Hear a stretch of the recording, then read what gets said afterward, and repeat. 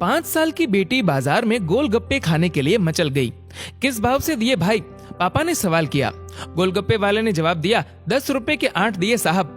पापा को मालूम नहीं था गोलगप्पे इतने महंगे हो गए हैं। जब वे खाया करते थे तब तो 5 रुपए के 10 मिला करते थे। पापा ने जेब में हाथ डाला, 15 रुपए बचे थे। बाकी रुपए घर की जरूरत का सामान लेने में खर्च हो गए थे। उनका गांव शहर से दूर है। 10 रुपए तो बस के किराए में लग जाने हैं। नहीं भाई, 5 रुपए में 10 दो तो ठीक है, वरना नहीं लेने। ये सुनकर बेटी ने मुंह फुला लिया और बोली, अरे अब चलो भी पापा, नहीं लेने इतने महंगे। पापा के माथे पर चिंता की लकीरें उभर आई। अरे खा लेने दो ना साहब, अभी आपके घर में है तो आपसे लड़कर भी खा सकती है। कल को पराए घर चली गई तो पता नहीं ऐसे मचल पाएगी या नहीं, तब आप भी तरसोगे बिटिया की फरमाइश पूरी करने को। गोलगप्पे वाले के शब्द थे तो चुभने वाले, पर उन्हें सुनकर पापा को अपनी बड़ी बेटी की याद आ गई, जिसकी शादी उन्होंने 3 साल पहले एक खाते पीते पढ़े लिखे परिवार में की थी। ससुराल वालों ने पहले साल से ही उसे छोटी छोटी बातों पर सताना शुरू कर दिया था। 2 साल तक वह मुट्ठी भर भर के रुपए उनके मुंह में ठूसता रहा, पर उनका पेट बढ़ता ही चला गया और अंत में एक दिन सीढ़ियों से गिरकर बेटी की मौत की खबर ही मायके पहुंची।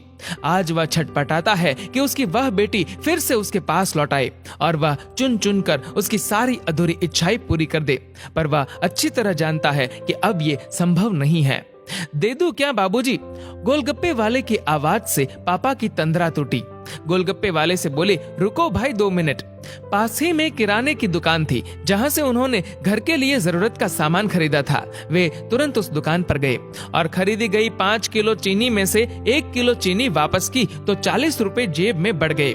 फिर ठेले पर आकर पापा ने डबडबाई आंखें पोंछते हुए कहा, अब खिला दे भाई। हाँ, तीखा जरा कम डालना, मेरी बिटिया बहुत नाजुक है। ये सुनकर 5 वर्ष की गुड़िया जैसी बेटी की आंखों में चमक आ गई और उसने पापा का हाथ कसकर पकड़ लिया। जब तक बेटी हमारे घर है उसकी हर इच्छा जरूर पूरी करे, कोशिश करे उसे हर संभव खुशी देने की। क्या पता शादी के बाद उसकी कोई इच्छा पूरी हो पाए या ना हो पाए। ये बेटियां भी कितनी अजीब होती है, जब ससुराल में होती है तब मायके जाने को तरसती है, सोचती है कि घर जाकर माँ को ये बताऊंगी, पापा से ये मांगूंगी, बहन से ये कहूंगी, भाई को सबक सिखाऊंगी और मौज मस्ती करूंगी।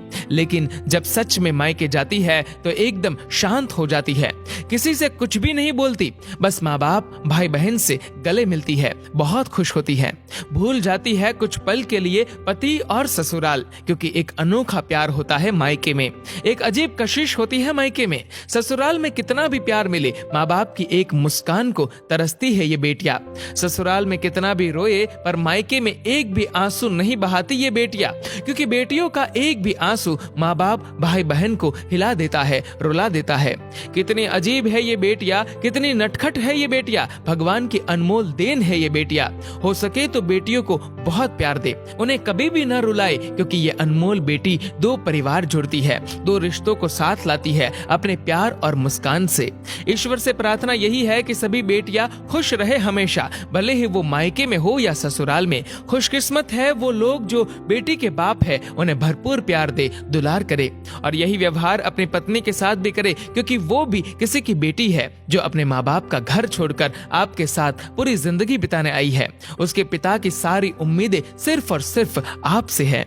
दोस्तों, इस वीडियो को लेकर आपकी क्या राय है नीचे कमेंट करके जरूर बताएगा और अगर आपको ये वीडियो अच्छा लगा हो तो इस वीडियो को लाइक करेगा, शेयर करेगा ज्यादा से ज्यादा लोगों तक और ऐसे ही और भी इंस्पिरेशनल वीडियोस के लिए सब्सक्राइब करें हमारे यूट्यूब चैनल को और फेसबुक पर फॉलो करें हमारे पेज को। धन्यवाद।